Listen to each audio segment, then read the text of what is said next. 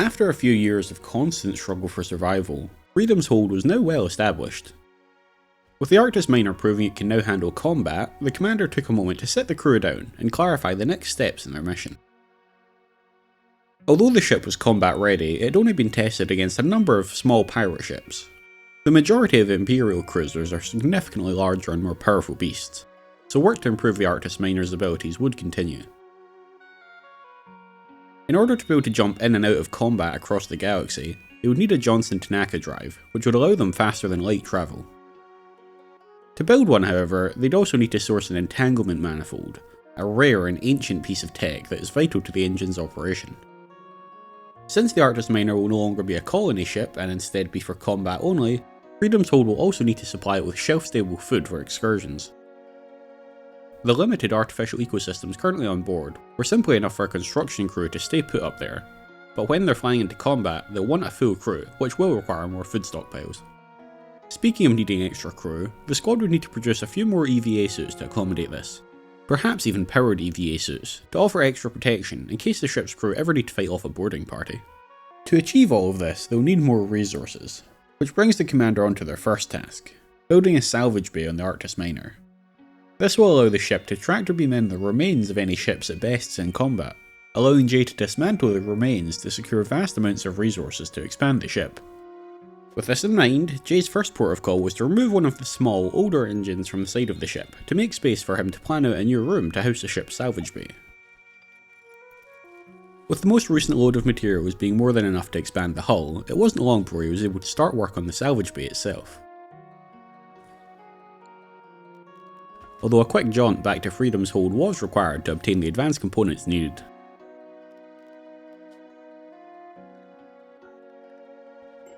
Back on the ground, a recent pruning of the trees within the settlement had led to an overabundance of wood. While Sam and they valiantly worked to turn it into art they could sell, they would need additional storage in the meantime. To this end, they used some of the wood to make shelves on which they could store even more wood. They placed these outside the workshop with a small roof over them, functioning as a little lean-to for wood storage. Even this wasn't enough to house all of the wood, but it did work to free up a decent amount of space inside the workshop. Returning to the ship, Jay was quickly able to throw together the salvage bay. Now that it was complete, they wouldn't have to simply let the remnants of unsuccessful pirate ships go to waste, burning up upon re-entry to the planet's atmosphere. For a few reasons, not least of which was Jay's need for symmetry, he decided that he should remove the other small engine and expand the hull on that side of the ship in a similar fashion.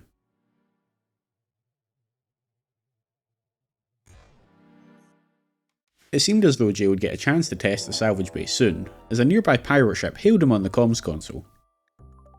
They were demanding silver from him, which Jay neither had nor had any interest in handing over even if he did have it available. In an attempt to stop the pirates from throwing their lives away, he suggested a parley, but the pirates were confident in their abilities, and decided that attacking the Arctis Minor was the best way to get their money's worth. The pirate ship was relatively well equipped, with a long-range railgun, torpedoes, and multiple short-range lasers. Jay switched his lasers to point defense to try and intercept the torpedoes that were coming his way, and began to line up his railguns. Despite the pirate ship's relatively decent heat capacity, a single volley from the Arctis Minor's railguns was enough to overheat the generator and bring it down.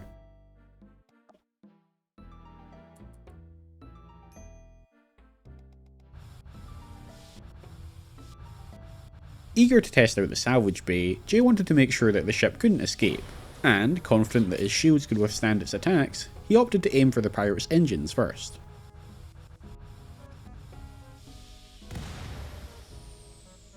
It would be a war of attrition, but with the pirates' shields becoming less and less stable each time Jay brought them down, it seemed he would come out on top. This felt especially true after the pirates ran out of torpedoes.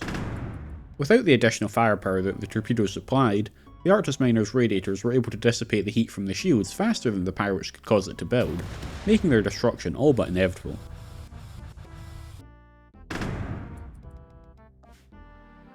This was a fact that the pirates realised all too late.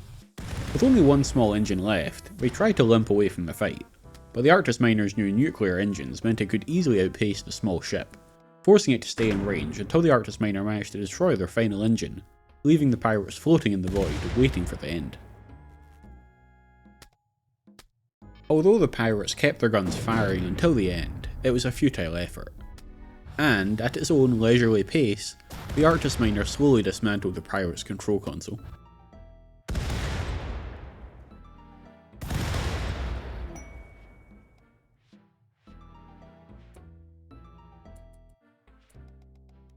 Using the salvage bay, Jay was able to tractor beam the remnants of the pirate ship into the vicinity of the Arctis Minor, where he immediately set about dismantling it for parts, leaving the remaining pirates hurtling through space, likely to be engulfed in flames once the planet's gravity pulled them back into the atmosphere. Back on the ground, work was continuing to fix up the damaged bodies of the older squad members, with Terciel pumping out bionic replacement parts in between his advanced component quota.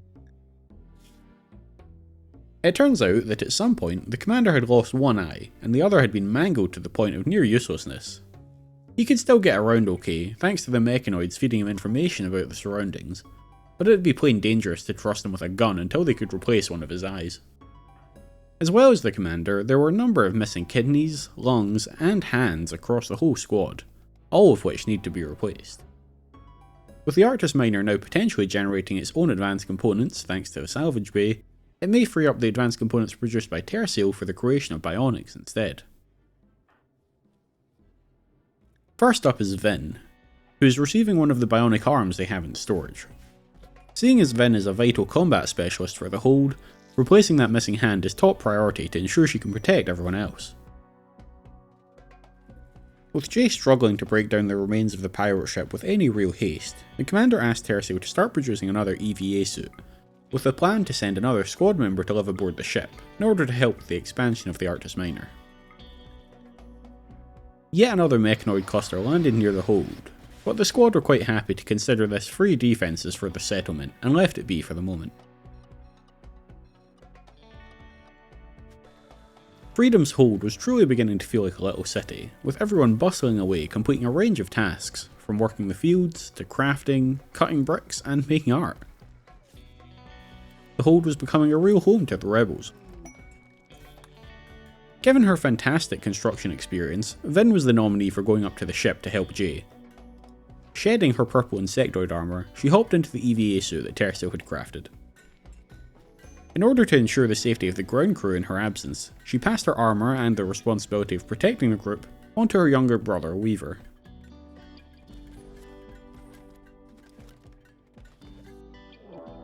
And of course, it wasn't long before Weaver would be called upon to act in his new role as a group of raiders approached Freedom's Hold. The Hold's defences were more than ample to allow the ground crew to hold off the attack, however. In fact, Samony was starting to think it wouldn't be necessary for all of the ground crew to take part in defences anymore. With even the basic turrets they had, the defences were able to repel a lot of attacks, and if they could avoid interrupting everyone's day whenever a random group of ill-equipped weirdos showed up to the settlement, they could get a lot more done in any given month. Of course, there were other dangers aside from little weirdos roaming the countryside. 3 of the ground crew got struck down with the flu, including Tavi. Vin and Katsumi would be fine with basic medical attention given that both were young and healthy. Tavi, however, would likely require a lot more care. Given his still missing lung and kidney, his body just wasn't as well equipped to fight off the infection. The commander orders them all to the hospital to rest up, where they can receive good care while they recover.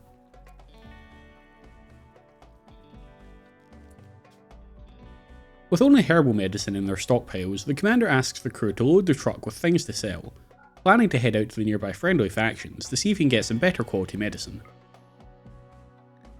Of course, Terciel was quick to point out that with him being functionally blind, it's probably not sensible for the commander to drive the truck into the wilderness on his own. Far from being willing to accept his own limitations, the commander instead suggests that Terciel had better give him a bionic eye before the truck gets loaded up. With a resigned sigh, Terciel agrees and grabs his scalpel. Just as he's about to begin the operation, however, 5 of the ground crew contract malaria, including poor Vin, who's beginning to lose confidence in her supposedly airtight EVA suit after having contracted both flu and malaria whilst wearing it. Thankfully, the operation to replace the commander's missing eye with a bionic one is a success, because they certainly need some good medicine now that almost 2/3 of the ground crew have been afflicted with some kind of illness. On the upside, whilst the ground crew were all crawling around the hospital in pain, Jay had been hard at work finishing up the new room in the ship. With it complete, he decided that his new room should hold the shuttle bay, moving it out of the centre room and repurposing the centre room as the ship's bridge. This would help protect the control console by sequestering it further within the ship, meaning that even if the shields were breached, the control console would be one of the last things to go, allowing the Arctis Minor every opportunity available to it to survive. With the spare space above the new salvage bay, Jay had managed to place a large coolant tank, which should serve to vastly increase the Arctis Minor's heat capacity, turning it into something of a tank. To complement this, he also decided to build a large radiator in the opposing room, allowing for both a huge increase to heat capacity and a sizable improvement to the ship's ability to dissipate that heat. He also began the process of relocating the control console to the new bridge, which for the time being would also serve as the storage room for the ship. There wasn't an abundance of spare room on board, so he was just being efficient. Just as the first batch of 6 squad members were beginning to get over the flu, yet another batch spread through the town, this time hitting 4 of them. All the while, half of them were still battling malaria. It's just as well Jay was no longer reliant upon the ground crew to send him resources, or they'd be making no progress at all, given that the ground crew had spent the last few weeks in bed. Thankfully, the trip to the neighbours had yielded some industrial medicine, which was helping to keep everyone on the right side of healthy for the time being. With Freedom's hold intended to be used as a planetary port for the Rebellion's future operations, Rom suggested using some of the free space to place down actual docking spaces for shuttles. It was unlikely that actual interplanetary ships could land at the site, just due to the size of the craft, but the squad could make spaces for shuttles that could land here to pick up supplies, and then ferry them back to waiting craft in orbit, much like they were currently doing with the Arctis Minor.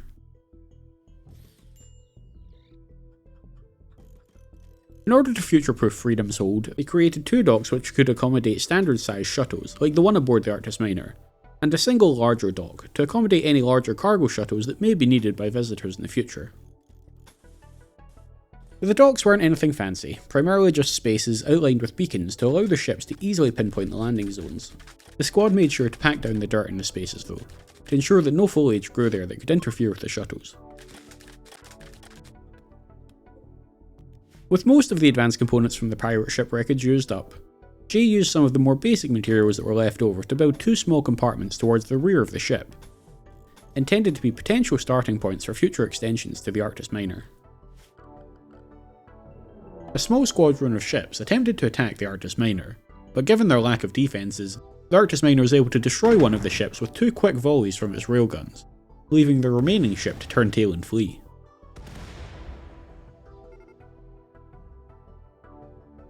Once the coast was clear, Jay used the salvage bay to retrieve the remnants of the destroyed ship, giving him more resources to work with once again. The ship had a number of small capacitors aboard which Jay could have dismantled for resources, but he elected instead to wire them into the Arctis Minor, increasing its energy reserves that it needed to fire its weapons during combat.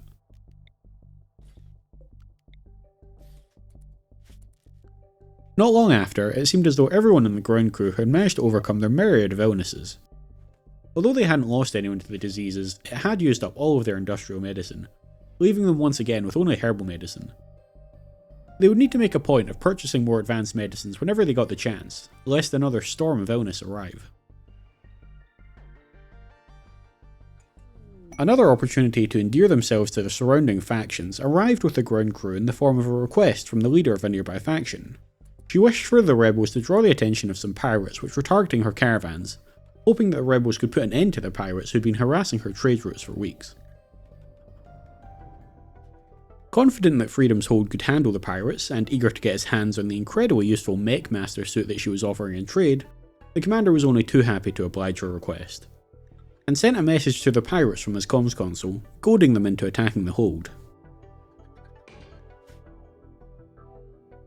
Before the pirates could even arrive, however, another group of raiders approached the hold. Knowing that they were soon to face another group of adversaries after this, it was important that the defences and the squad handle this attack with as little disruption as possible. As such, the mechanoids took their usual place up front and centre, looking to attract the bulk of the attackers' attention. Their battle plan worked exactly as intended, with only one of the poor Militors taking enough damage to go down. With help from the turrets, the squad were able to turn the rest of the attackers into oozy, blood-filled Swiss cheese.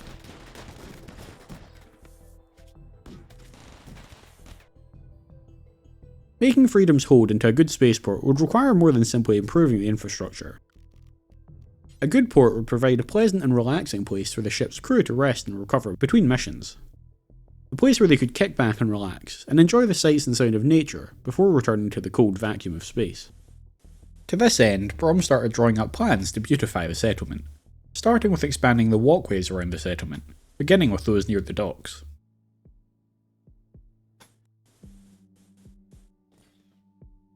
It wasn't long after that the pirates finally approached the hold, and it seemed like the taunting from Gardner had worked a bit too well, as they were so hell-bent on paying back his insults that they'd come equipped with all manner of explosive weaponry, including doomsday launchers and triple rocket launchers, all of which would make light work of the defences which had been working well for the squad thus far. In order to avoid the complete destruction of the defences, and likely some of the squad too, the commander once again sends out his long-suffering mechanoids to goad the pirates into wasting their most powerful weapons. The mission is successful in its way, with the attackers wasting a lot of their rockets on the mechanoids. Whilst the pikemen, 2 Minotaurs and the Lancer all go down, the tunneler and the commander are able to pull back to man the defences along with the rest of the squad, somewhat safer in the knowledge that they won't now face the threat of a doomsday rocket soaring into their midst.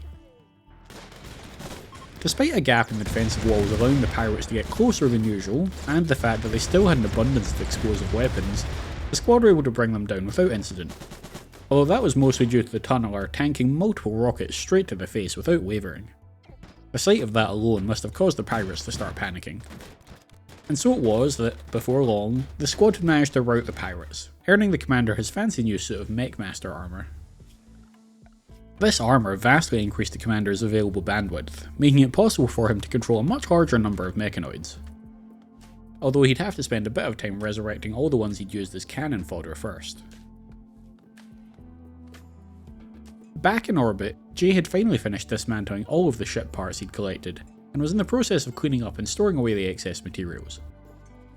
Once that was done, he could get back to researching, which had taken somewhat of a back seat in recent weeks, and was another motivating factor in why he needed additional support on the ship.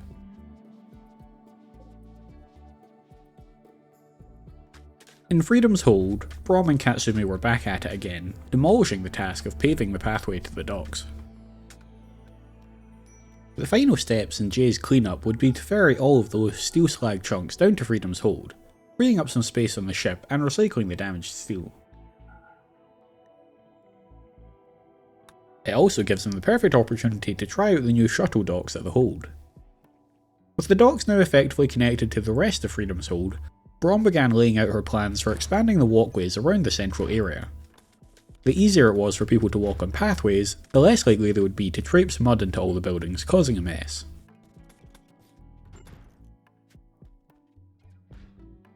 It isn't long before another ship arrives to try its luck against the Arctis Minor. This one is admittedly a fair bit larger than most of the previous attackers, however it's not super heavily armed, sporting only some torpedo launchers, 2 plasma turrets, and a handful of laser turrets.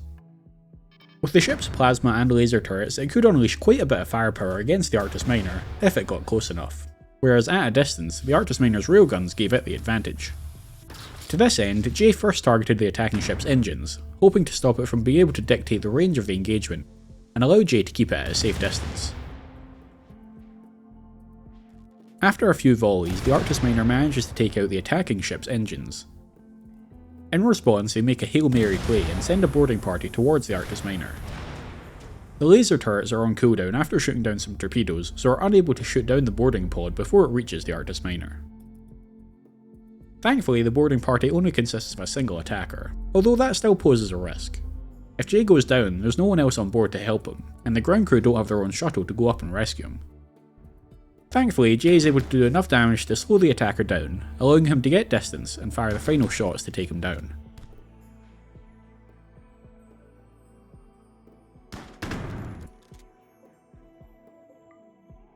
With the boarding party dealt with, and the enemy ship adrift without its engines, it's simply a matter of time before the Arctis Minor puts the final nail in the coffin.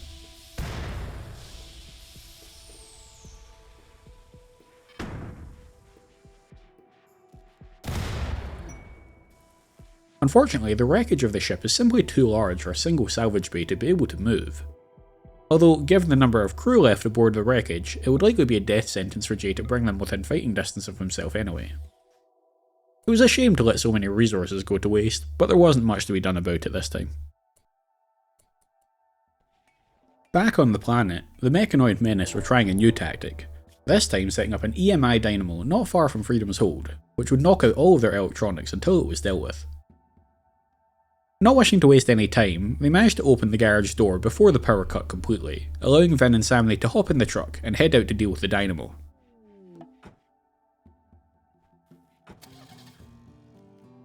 Thankfully, it seemed that whatever mind was controlling these mechanoids was distinctly poor at strategic positioning of defences, and once again Vin and Samney were able to sneak in the back door and dismantle the dynamo without even alerting the mechanoids.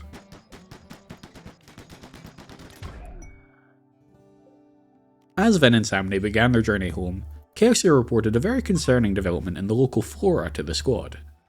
A large swath of foliage to the south of Freedom's Hold seemed to have been forcibly changed into a red fleshy material, sporting a multitude of eyes. As the group's security expert, Tavi had gone to investigate, and had spotted what appeared to be a red floating jellyfish that was emanating a gas that was forcing the change in the local flora. Unsure if this posed a risk to them or not, Tavi advised they do what humans do best, and simply kill the thing that they don't understand. With the paths around the base expanded, Brom was taking full advantage of her new remit to make the place look nice, and decided that the open space in the centre of the settlement needed a little bit more character. To that end, she insisted that they add a fountain and some benches, to make it an area where visiting ship's crews could sit and enjoy being inside a natural atmosphere.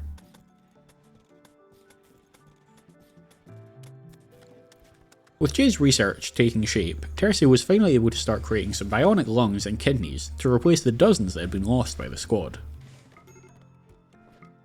To beautify the centre of the settlement further, Kelsier suggested that they plant some flowers, which Brom was only too happy to agree to, and they began working together to plan out the planting beds. As a final touch, they also agreed to add a ring of hedges around the centre to help keep out the noise of the rest of the settlement, hoping that this would make the little park in the centre a wonderful place to relax. The commander received word from the Witna Accord asking the rebels to help them deal with some of their enemies. If the rebels agreed, the enemies would likely set up a smoke spewer near Freedom's Hold, but the Witna Accord were offering a very nice deal, including a psychic emanator, advanced components, and their undying love, all of which sounded pretty great to Gardner. As was becoming the standard strategy at this point, Vin and Samney piled into the truck to go and destroy the smoke spewer, and handle whatever unknown danger was there. The Witna Accord had taken it in good faith that the squad would get the job done, and had sent payment in advance. The psychic emanator would release a low-level pulse to ease people's minds, improving their moods. Since everyone had to go to the dining hall to eat their meals, the commander had it installed there, to ensure that everyone passing during the day would get the benefit from it. The arrival of the psychic emanator may have come just in time, as Tavi suffers from yet another mental breakdown. Arriving at this site, it seems suspiciously empty, except for the building which presumably contains the smoke spewer. Vin and Samney approach cautiously. As they near the building, the trap is triggered. Hundreds of man-eating corgis are unleashed upon them. In a display of their impeccable teamwork, Samney hops out of the truck and into the safety of the building, where she can begin dismantling the smoke spewer. Vin remains in the truck, where she should be safe, and can have the engine running, so that once Samney's done, she can hop right back in, and they can book it out of there. While Samney is away, however, Vin decides that it makes sense to put the poor rabid corgis out of their misery, and, since she's in the safety of the truck, she tries her best to run over as many as she can. After they prove a bit more slippery than she anticipated, she returns to the first plan, waiting directly outside the building for Samney to finish up. With the bodies piling up, and the squad trying to make the hold a more pleasant place to be, they decided to reinstate the burn pit, but this time outside of the walls, where they'd already been storing the bodies of fallen raiders.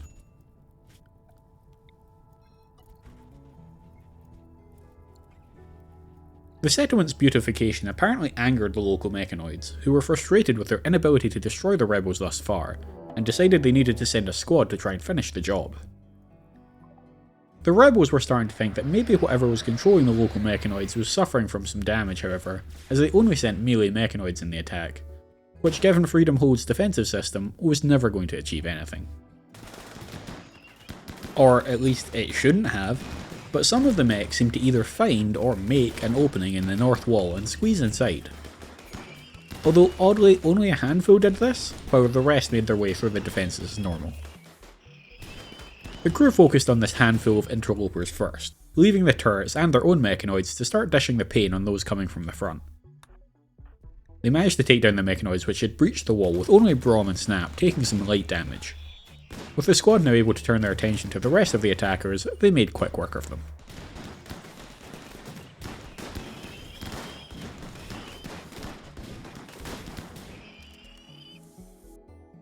Following another failed parley with a group of nearby pirates, Jay readied the Arctis Minor for yet another fight.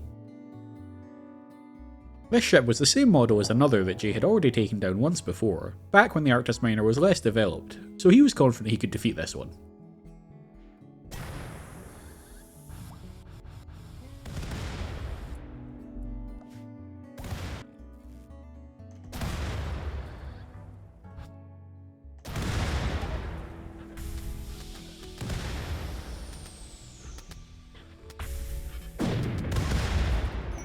After taking out the pirate's control console in just a few volleys, Jay managed to bring the remnants of the ship over to the Arctis Minor.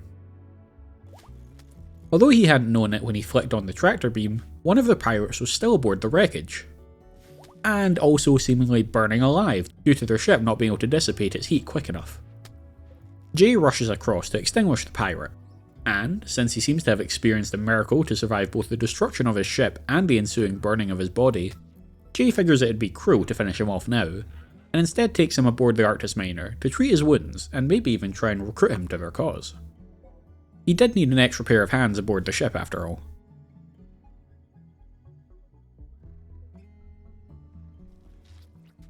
After a lot of hard work from Tercio, and even more hard work from him in the operating room, Tavi's missing kidney was finally replaced with a bionic one. They'd build him back better if it was the last thing they do.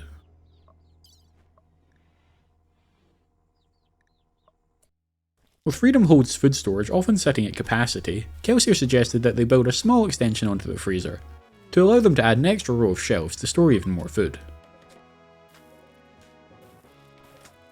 With the large coolant tank adding so much protection to the ship, Jay shuffled some stuff around in the ship to be able to build another, making the ship even tankier.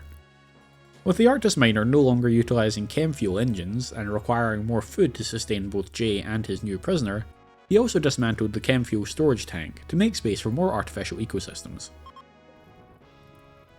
Before you can do that, however, the Arctis Minor faces yet another challenger. This one is another large ship, but Jay's determined to not only beat it, but to also salvage it to expand the Arctis Minor. With that in mind, he aims for the attacking ship's engines in the first instance, to ensure it can't escape.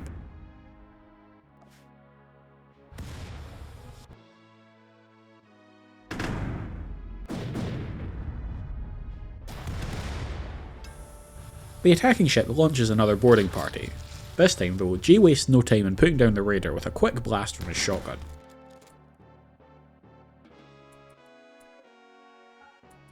With the attacking ship's inability to overcome the Arctis Minor's high heat capacity, Jay had soon knocked out its engines, leaving it stranded at the Arctis Minor's mercy.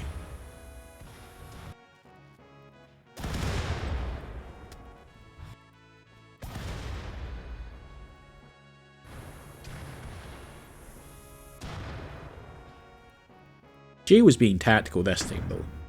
He'd learned his lesson from the previous ship that had been too large to salvage. If he aimed directly for the ship's control console, he'd likely end up in the same situation again, letting all of those resources go to waste. Instead, Jay intended to take his time and slowly dissect the ship from afar with his railguns. If he could completely separate parts of the ship from the main body, then he could independently tractor beam all of the parts to the Arctis Minor for processing. He was slow and methodical, and eventually the ship had been split into 3 sections. With only the bridge remaining, Jay put them out of their misery.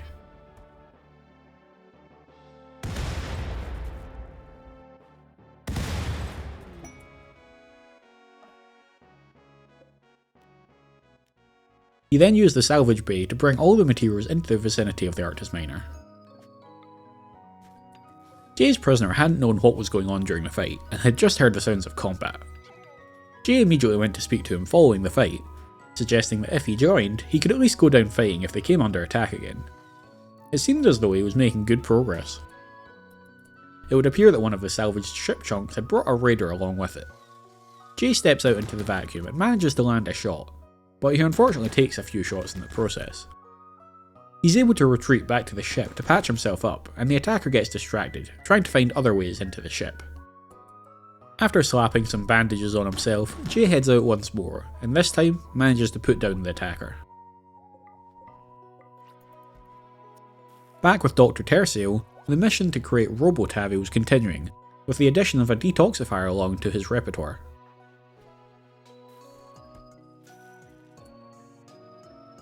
After just a few short days, Jay manages to convince Peregrine to join him, and so the standing crew of the Arctis Minor increases to 2.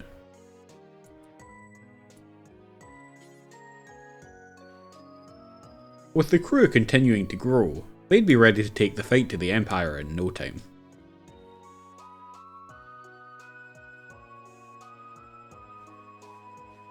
Hey guys, Tuna here once again, just to say thank you very much for watching. I hope you're enjoying the series. It's been a really fun one for me to make.